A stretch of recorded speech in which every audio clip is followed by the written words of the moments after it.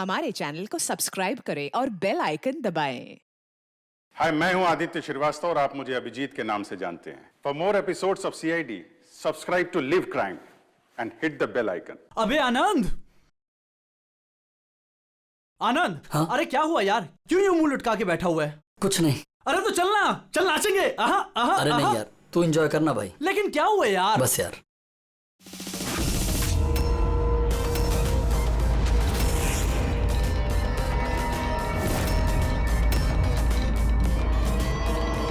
आनंद, आनंद। कौन है? कौन है? सामने आओ, सामने आओ। हट, बंद कर। कौन है? क्या चाहते हो? सामने आओ। आनंद, व्हाट्स रॉन्ग विद यू? किससे बात कर रहे हो? आनंद, एक सेकंड। आनंद, क्या हुआ बता हमें। एक सेकंड, आराम से, आराम से।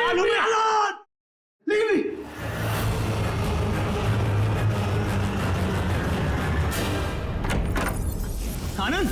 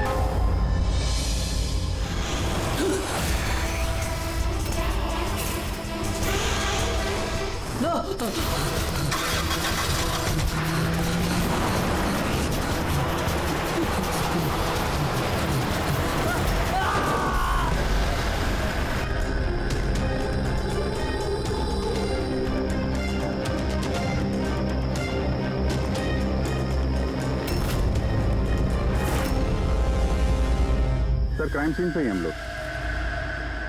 पूछताछ चल रही है, मैं इन्फॉर्म करता हूं आपको। जी सर। मैं बताओ। आनंद पूरी पार्टी में हम सबसे अलग बैठा था, कुछ परेशान था और शायद घबराया हुआ भी। फिर अचानक से उठा, जोर जोर से चिल्लाने लगा और फिर बाहर चला गया। सर वो तो पार्टी के लिए हमेशा तैयार रहता था। मेरे ख्याल से हम सब में वही था जो पार्टी को सबसे ज्यादा एंजॉय करता था। लेकिन सर आज उसका पार्टी करने का मन नहीं था। पिछले कई दिनों से बहुत अजीब सा बिहेव कर रहा था। बात करते करते चुप हो जाता था और कई बार उसके मुंह से मैंने किसी ऐना का नाम सुना। नींद में भी ऐना ऐना बड़बड़ाता था। ऐना? कौन है ये ऐना? आप में से कोई भी नहीं जानता ऐना के बारे में? नहीं सर। अभिजीत, अगर गाड़ी के सामने कोई अचानक आ जाए और ड्राइवर को ब्रेक मारना पड़े तो स्किड मार्क्स, टायर के निशान आते हैं सड़क पे, पर यहाँ पे ऐसा कुछ भी नहीं है। नहीं है? नहीं, मतलब ये एक्सीडेंट नहीं हो सकता। किसी ने जानबूझकर आनंद को उड़ाया गाड़ी से। ये सिल्वर गाड़ी XY 3240 किसकी है? मेरी है सर। पर सर मैं पूरी रात पार्टी में ही था, मैंने कुछ नहीं किया। गाड़ी की चाबी का? मेरे पास है। लो। चाबी तो इसके पास थी, तो गाड़ी कौन चला रहा था? गाड़ी आनंद को उड़ाकर वहां वो जाके खड़ी होगी। दोबारा से खोलने का कोई निशान नहीं। कि जितने भी यहाँ है ना, उनमें से कोई तो ऐसे झूठ बोल रहा है। सबको ब्यूरो लेके चलते हैं। राजू, तुम्हारे दोस्तों का कहना है कि आनंद की अचानक पार्टी छोड़ जाने के बाद तुम भी अचानक से गायब हो गए पार्टी से। क्यों?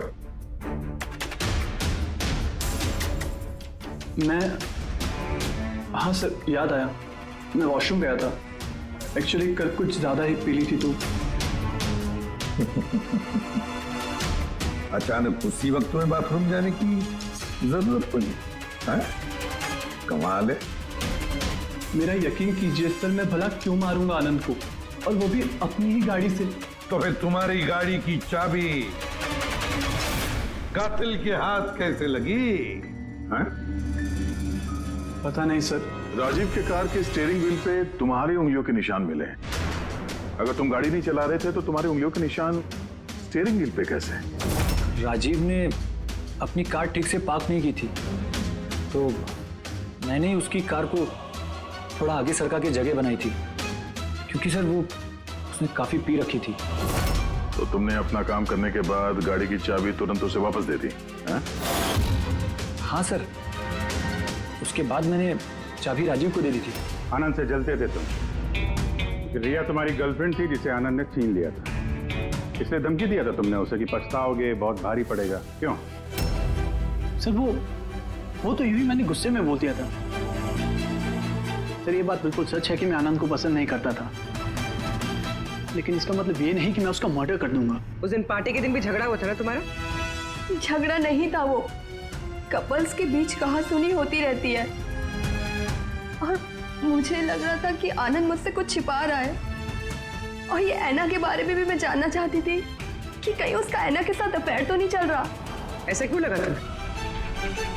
मैंने बताया ना कि बहुत दिन से बहुत अजीब सा बिहेव कर रहा था, कभी भी ऑफिस से छुट्टी ले लेता था।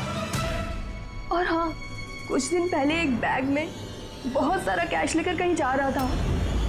मैंने पूछा कि कहाँ जा रहे हो, क्या कर रहे हो, इतना सारा पैसा कहाँ से आया तुम्हारे पास? लेकिन कोई जवाब नहीं। इतना सारा पैसा लेके आनंद जा कहाँ रहा होगा? तो कोई उसे ब्लैकमेल तो नहीं कर रहा था?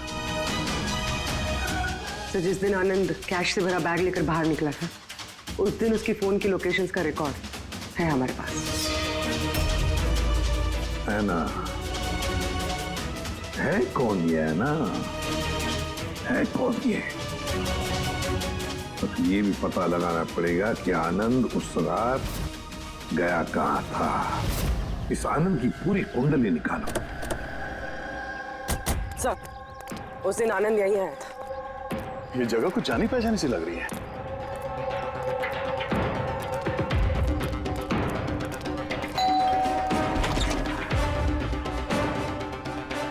यस, आनंद को जानते हैं? आनंद? ये आनंद। मैं किसी आनंद को नहीं जानता। ऐना यहाँ रहती है? ऐना? अब आप? सीआईडी।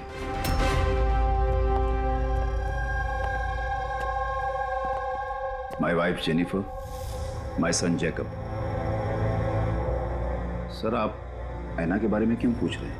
हम ऐना से बात करना चाहते हैं। वो यहीं रहती है ना? सर, 5 साल पहले एक रोड एक्सीडेंट में ऐना की मौत हो गई। एक्सीडेंट? जी, किसी कार ने टक्कर मारी और वो टक्कर मारने वाला भाग गया। सर, आनंद के केस में भी ऐसा ही हुआ था।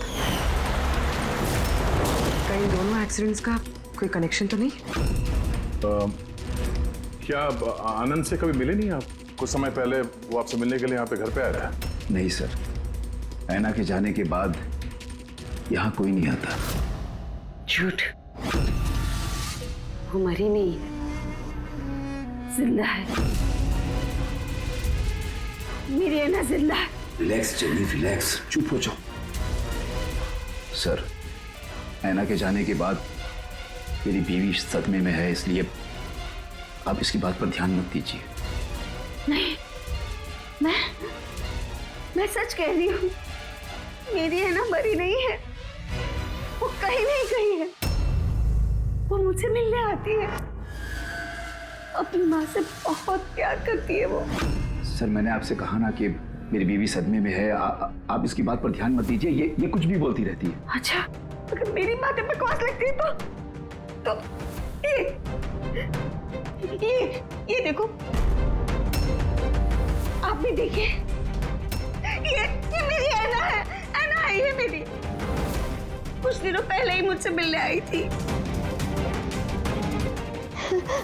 मेरे पति की तबीयत ठीक नहीं रहती है ना, कुछ काम नहीं करते हैं ना वो, इसलिए ऐना ही तो घर खर्च के लिए पैसे छोड़कर जाती है यहाँ।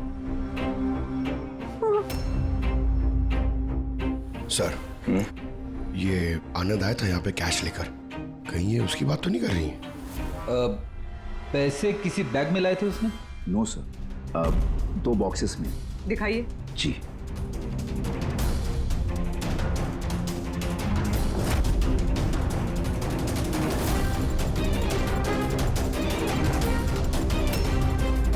समझ में आया ये जगह मुझे जानी पहचानी क्यों लग रही है। मैं यहाँ पे आ चुका हूँ। यहाँ? हाँ। कब सर?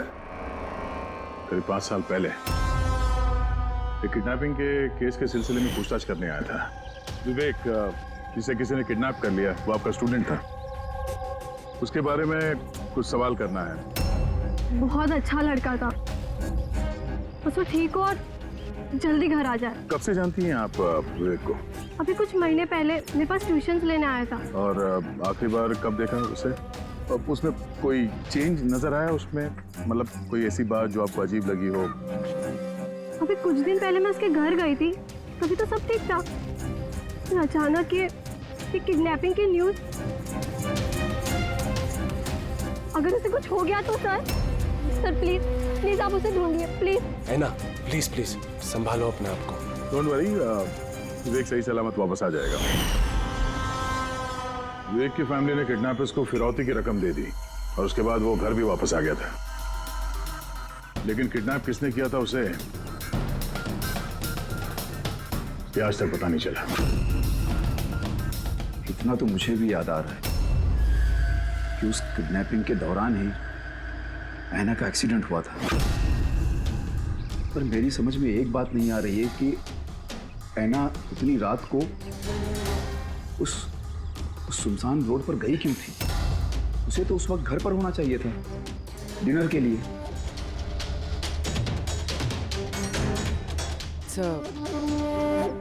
विवेक की किडनैपिंग और ऐना का एक्सीडेंट कोई इत्तेफाक तो नहीं हो सकता, जिसे सब लोग हिट एंड रन केस समझ रहे हैं। कहीं वो मर्डर तो नहीं?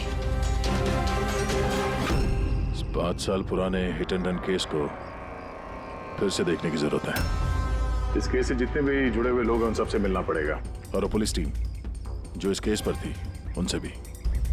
और सबसे पहले इस विवेक से बात करना बहुत जरूरी है। वही हमें बता सकता है इस किडनैपर के बारे में। सर, जिस रात ऐना का एक्सीडेंट हुआ था उस रात पुलिस ने नाकाबंदी कर दी और जितनी भी गाड़ियां वहां से क्रॉस हुई थी सबकी एक लिस्ट बनाई। ये लिस्ट मेरे पास है सर। पहला नाम किसका है? सर, पहला नाम है राकेश। मुझे कुछ नहीं मालूम सर, गाड़ी का तलाश लिया, मुझे जाने दिया। और दूसरा नाम? दूसरा नाम है दुष्यंत सर। मैंने उस रात किसी को नहीं देखा। और तीसरा कौन? तीसरा नाम है अशोक। सर, 5 साल पहले पुलिस पूछताछ कर चुकी है और आप आज वही सवाल मुझे पूछ रहे हैं। जो पूछा गया उसका जवाब दो। सर, उस एरिया में मेरी गाड़ी थी, पुलिस की टीम आई भी थी चेक करने के लिए, लेकिन कुछ मिला नहीं। सर, गाड़ी से एक्सीडेंट हुआ ही नहीं है तो सबूत कहां से मिलता? सर, 5 साल पुराना केस है और ऐसे केस में नया सुराग मिलना बड़ा मुश्किल है। कोई और नाम है लिस्ट में? हाँ सर, एक मिनट।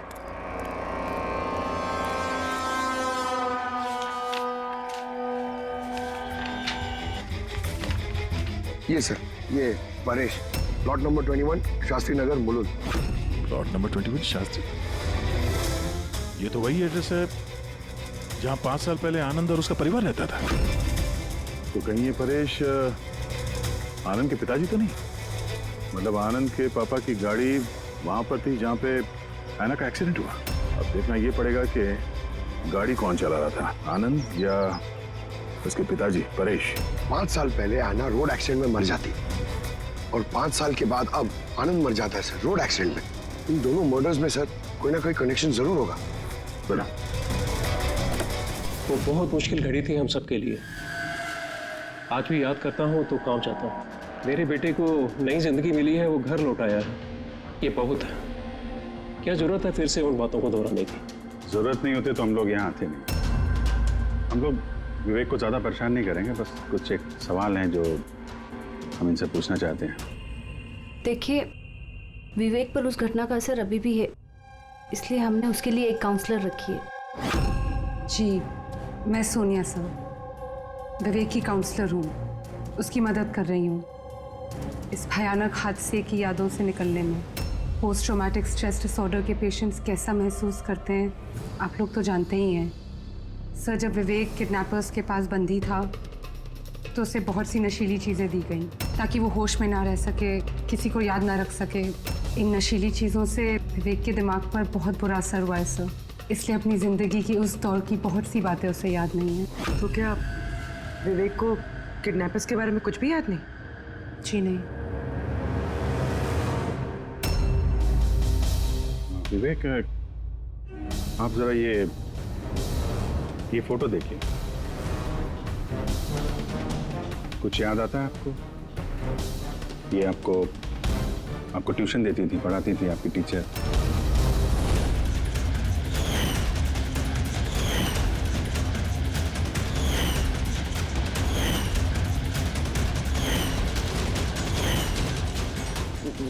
ये वहां थी, खिड़की के पास। खिड़की कहाँ पे? जहां मुझे उन लोगों ने बांध के रखा था। कहाँ पे बांध के रखा था तुमको विवेक?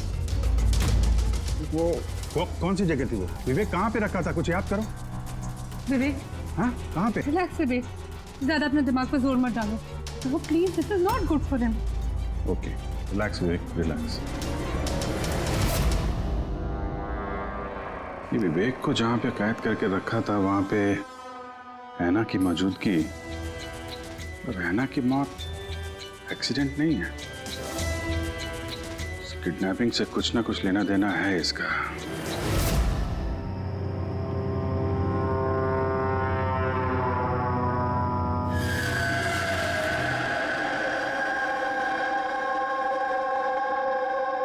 पंकज, एक बात समझ में नहीं आ रही है। 5 साल पहले मरी हुई लड़की अपनी माँ से मिलने कैसे आ सकती है? यही तो हम पता करने आए ना फ्रेडी सर। हाँ यार, ये आत्मा का चक्कर ना हो बस। यार क्यों जबरदस्ती ऐसी बातें करते हो आप यार? डर लगता है।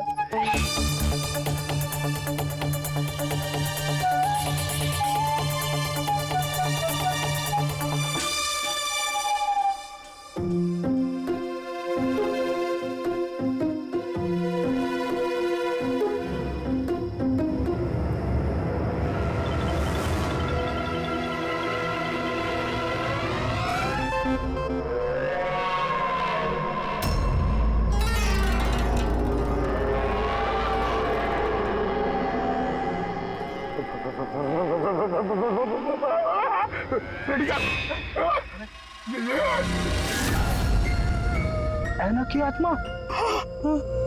फ्रेडी सर, आप एक काम करो, आप आगे से जाओ, मैं पीछे से आता हूँ। अरे पंकज, ये आना जाना छोड़ दे, चलेंगे तो साथ में चलेंगे।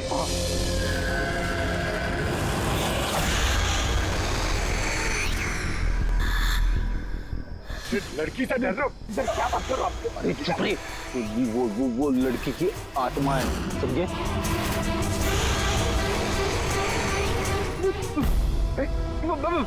कहाँ गई? अरे इधर ही तो थी सर, कहाँ गई? अरे क्या बात कर रहे हो यार? देखते देखते एक लड़की आंखों के सामने से गायब हो गई, ऐसे कैसे? हम लोग सच कह रहे हैं, हम लोग का पूरा ध्यान था उस पर, मगर वो पलक झपकते ही गायब हो गई। सर, मैं दावे के साथ कह सकता हूँ वो एक आत्मा ही थी। एक अच्छी खबर है भाई। क्या है सर, बताइए।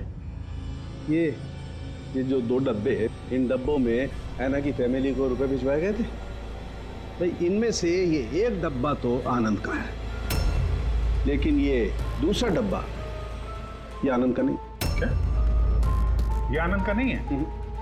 कैसे? ऐसे, इस डब्बे पर ये जूते का नंबर लिखा हुआ। क्या नंबर? 11। और आनंद के जूते का नंबर क्या था? 8। तो अब ये जूता आनंद का तो नहीं हो सकता, और वो रहता भी अकेला था, तो ये भी नहीं कह सकते कि किसी फैमिली मेंबर का होगा। डॉक्टर साहब, ये भी तो हो सकता है कि आनंद ने ये बॉक्स कहीं और से लाया। हो सकता है, दया जरूर हो सकता है, लेकिन भाई अगर आनंद ये बॉक्स कहीं और से भी लाया होता तो आनंद की उंगलियों के निशान तो इस डब्बे पे होते ना। आनंद की उंगलियों के निशान है ही नहीं इस पर, तो फिर। तो ऐसा बोलो ना सर, घुमा फिरा के बोल रहे आप। सालू क्यों ना यार। मतलब सर कोई और भी जिसे ब्लैकमेल किया जा रहा है? इसका मतलब है ऐना के परिवार को कोई चोरी छुपे मदद करने की कोशिश कर रहा है, लेकिन क्यों? कहीं ऐसा तो नहीं कि वो अपने आप को ऐना की मौत का जिम्मेदार समझता है और इसलिए? हो सकता है।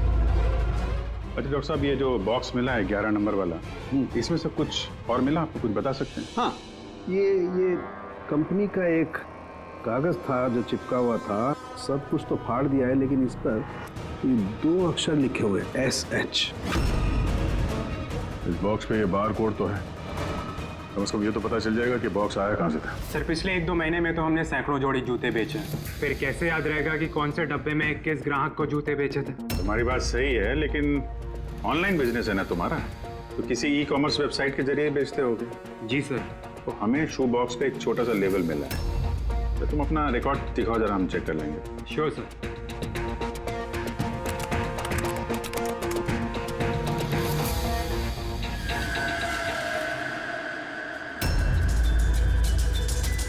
लेबल पर भी एसएस लिखा हुआ था। तो कहीं ये वही आदमी तो नहीं जिसकी हमें तलाश है? एड्रेस भी तो है इसमें।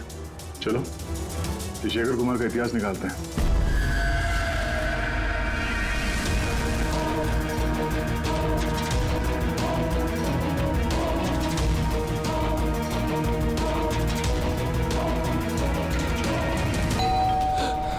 अभी कौन होगा?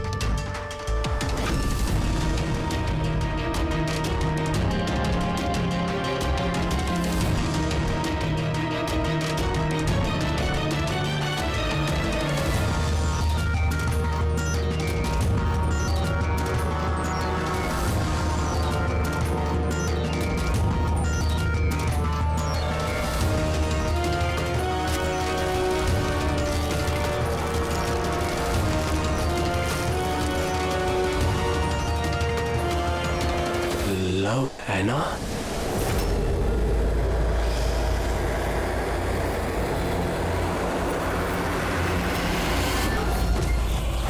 देखो, मुझे मत मारो, एना प्लीज।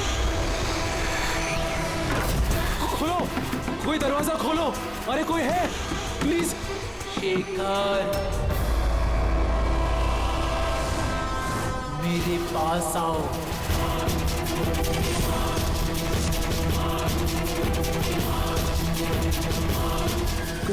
कौन है?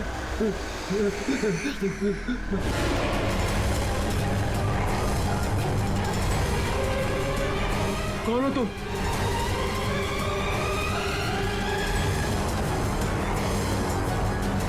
कौन हो तुम?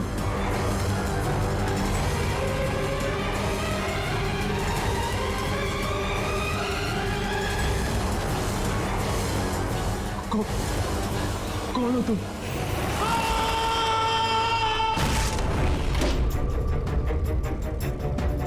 शेखर,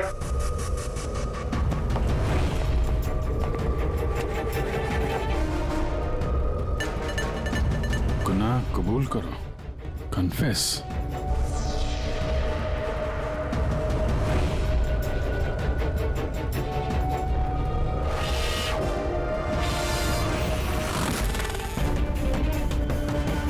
लव एना।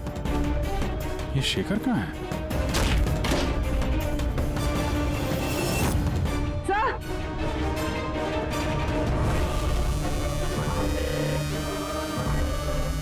He's no more, sir. जिसका डर था वही हुआ। एना, संभालो अपने आप को। एना का बॉयफ्रेंड शेखर है ये। पहले आनंद और अब शेखर। सर इसलिए ये पैसे देकर आना की मदद कर रहा था, लेकिन कुछ ना कुछ तो गलत किया है इसने, इसलिए बाहर दीवार पे लिखा है कन्फेस, गुनाह कबूल करो। घर की तलाशी लेते हैं, पता तो चले कि आनंद और इस शेखर का आपस में कोई कनेक्शन था क्या।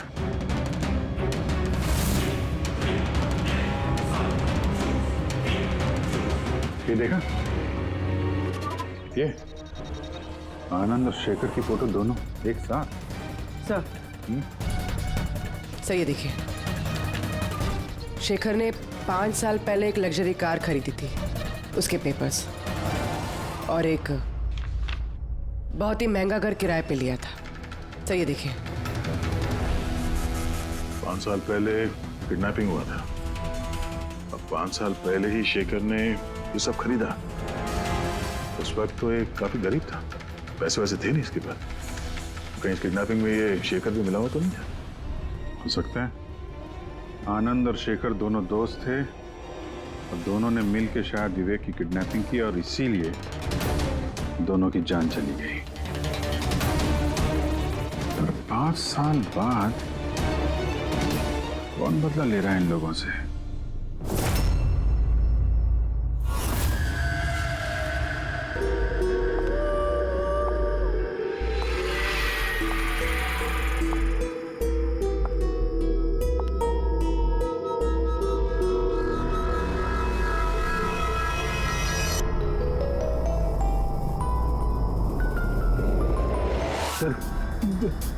यही वो आत्मा है, लड़की की आत्मा।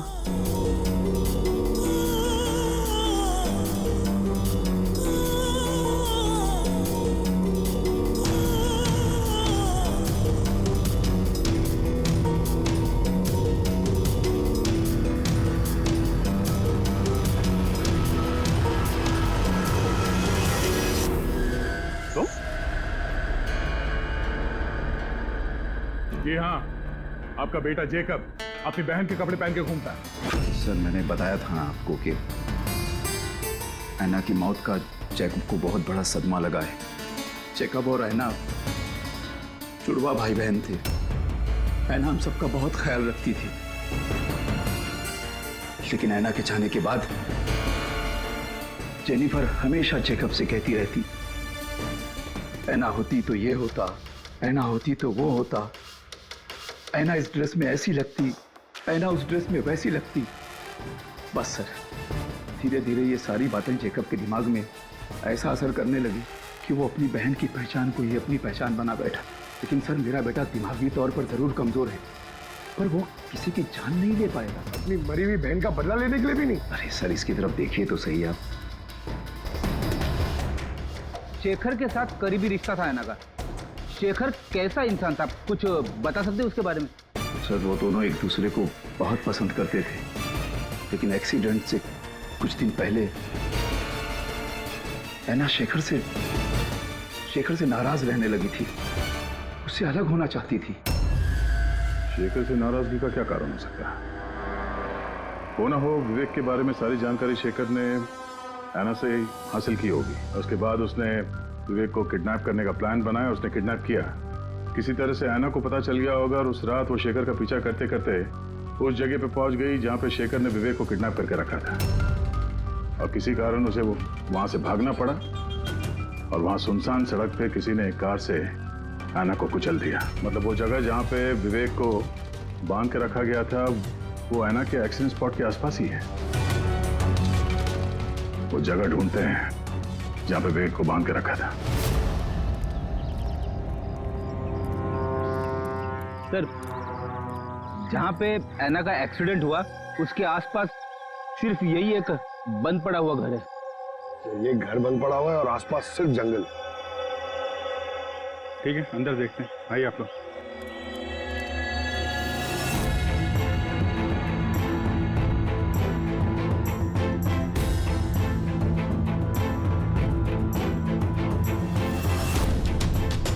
विवेक ध्यान से देखो और अच्छी तरीके से याद करो।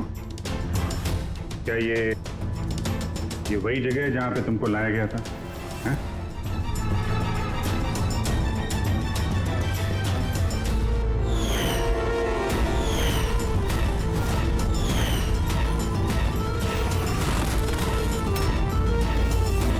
हाँ यही वो जगह थी। क्या ये दोनों थे यहाँ पर?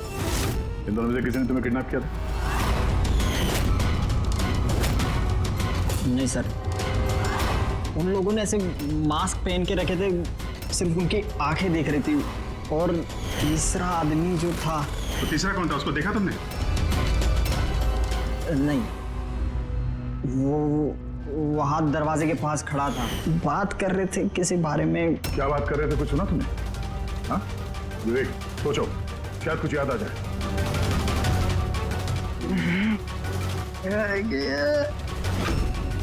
विवेक, It's okay, relax.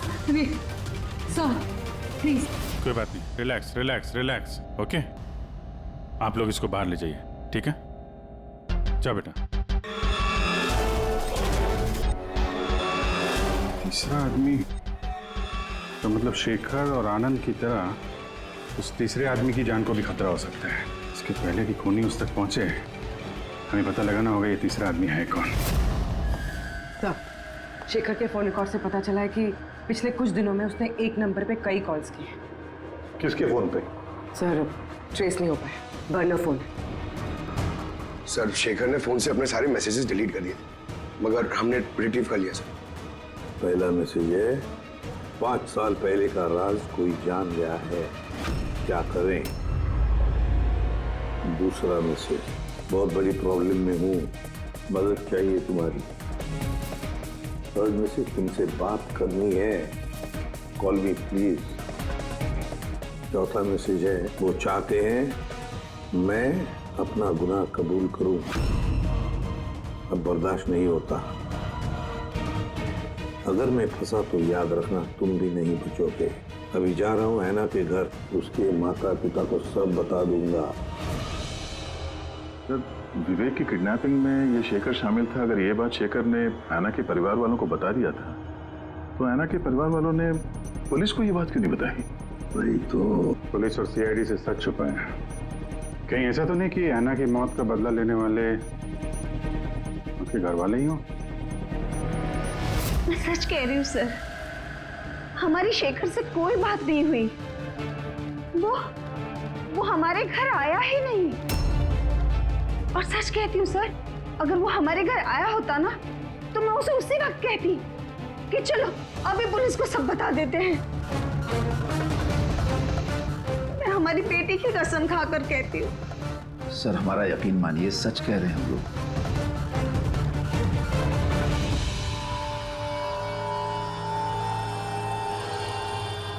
ठीक है, आप लोग वहां जरा उस कमरे में बैठिए। पंकज,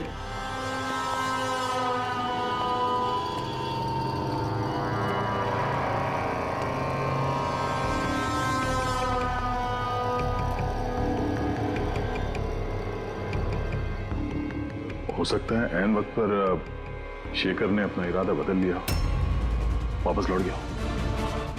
ये हो सकता है कि वो घर तक पहुंचा ही ना, उस तीसरे आदमी ने उसे ऐना के घर के बाहर ही रोक लिया हो ताकि वो अपना गुनाह कबूल न कर सके।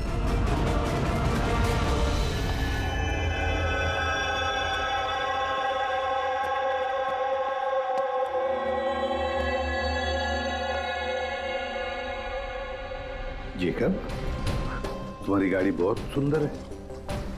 तुम्हें भी ऐना की तरह तैयार होकर रात को बाहर जाने का शौक है ना? घूमने जाते हो ना? तो देखो, कुछ याद है क्या? पिछले संडे की बात है। पिछले संडे रात को 12 बजे तुम ऐसे तैयार होकर बाहर गए थे ना घूमने? देखो, घबराओ मत, ठीक है? कुछ नहीं हुआ तुम्हें। अगर मैं कुछ सवाल पूछूंगा, उसका जवाब देना, ठीक है? उस रात तुमने कुछ देखा था? कुछ अजीब सा हुआ हो, या कोई था वहां पे? भैया, जब मैं घर वापस आ रहा था ना, तो मैंने ना अपने घर के पास एक कार देखी थी। और भैया, वहाँ पे ना 1, 2, दो लोग भी थे। और वो लोग ना कुछ आर्ग्यूमेंट कर रहे थे, फाइटिंग कर रहे थे वो लोग। वो जो 2 जन जो फाइटिंग कर रहे थे, उनके चेहरे देखे आपने? ना। अच्छा, वो जो गाड़ी थी, वो गाड़ी का नंबर याद है तुम्हें? नो। अच्छा, जाने दो नंबर को। ये बताओ, गाड़ी का शेप या कौन सी गाड़ी थी, कौन से कलर की थी, कुछ याद है आपको? कलर? भैया, कलर ना सेम टू सेम मेरी कार जैसा था, और ना खुली हुई जीप थी, बहुत अच्छी। हाँ? सर, ओपन रेड जीप थी सर।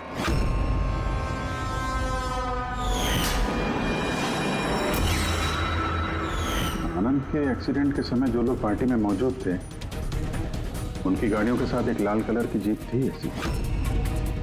मतलब वो तीसरा किडनैपर अभिजीत, आनंद और शेखर का हत्यारा, वो भी उस पार्टी में मौजूद था।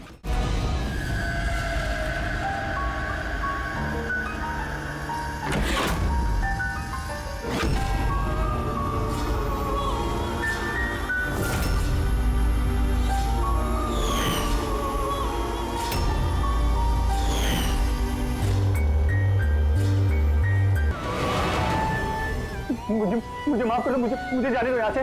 वो तो आनंद और शेखर ने किया, मैंने कुछ नहीं किया। मुझे माफ कर दो।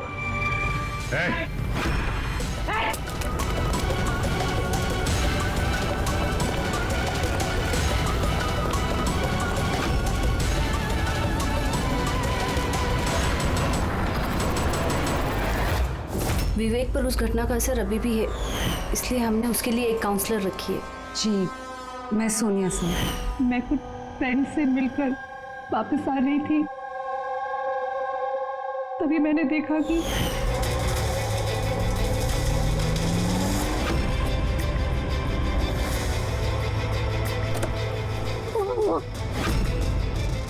कौन है वो?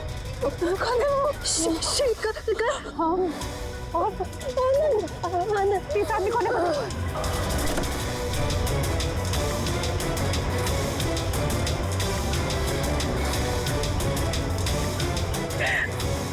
हेलो डैड, उस दिन गाड़ी पापा ने, मैं चला रही थी, अनजाने में ही सही जान ली थी मैंने उसकी, बट पुलिस को सच बताने की हिम्मत नहीं कर पाई। सब मुझे एक हफ्ते में यूएस जाना था पढ़ाई के लिए। अगर पुलिस केस बन जाता तो मेरा करियर बर्बाद हो सकता। अपने करियर की फिक्र में तुमने एक मासूम की मौत के साथ नाइंसाफी होने दी। मैं मानती हूँ सर, और ऐसा नहीं है कि मुझे पछतावा नहीं था, मुझे एहसास था अपनी गलती का। ये गिल्ट अंदर ही अंदर मुझे खाए जा रहा था। 5 साल बाद जब मैं वापस आई तो मैंने आना की फैमिली को ट्रैक किया और मुझे पता चला कि उनकी हालत बहुत बुरी है और आना के कातिल और विवेक के किडनैपर्स खुले घूम रहे हैं। नफरत हो गई थी मुझे अपने आप से, खोजती थी सर मैं अपने आप को, इसीलिए मैंने ये सब किया। 5 साल पहले मुझसे जो गलती हुई थी उसको सुधारने के लिए, आना को इंसाफ दिलाने के लिए। फिर आना ने मरने से पहले आनंद और शेखर का नाम बता दिया था मुझे। उन्हें ट्रैक करने में मुझे ज़्यादा मुश्किल नहीं हुई। मैंने उन्हें ब्लैकमेल किया और उनसे आना की फैमिली को पैसे दिलवाए ताकि उनकी मदद हो सके, और उनको डराती रही, धमकाती रही, क्योंकि मुझे तीसरे किडनैपर का नाम पता करना था, क्योंकि मैं जानती थी कि उस दिन आना के पीछे 3 आदमी पड़े थे, 3 लोग उसका पीछा कर रहे थे। मैंने देखा था सर। तो क्या बताया उन दोनों ने? आनंद उसको नहीं जानता था सर, और शेखर इतना डरा हुआ था उस आदमी से कि उसने कुछ भी बताने से मना कर दिया था। इसीलिए मैं विवेक की काउंसलर बनी। मुझे लगा शायद मैं उस बच्चे से कुछ सच निकलवा सकूं। तो वो खुद इतने सदमे में था कि उसे कुछ याद नहीं था। फिर मरने से पहले शेखर ने मुझे सच्चाई बताई कि विशाल वो तीसरा किडनैपर था। विशाल मास्टरमाइंड था सर। विवेक की किडनैपिंग, ये सब उसका प्लान था। तो इसलिए कानून को अपने हाथ में लेने का फैसला कर लिया तुमने। ऐना को इंसाफ दिलाने के लिए गलत रास्ता चुना तुमने सोनिया, और इस बार तुम्हें अपने करियर की फिक्र भी नहीं। कानून से कोई नहीं बच सकता। जो कुछ तुमने किया है उसकी सजा तुम्हें भुगतनी पड़ेगी। For more updates, subscribe to our channel, click the show links and enjoy watching the videos.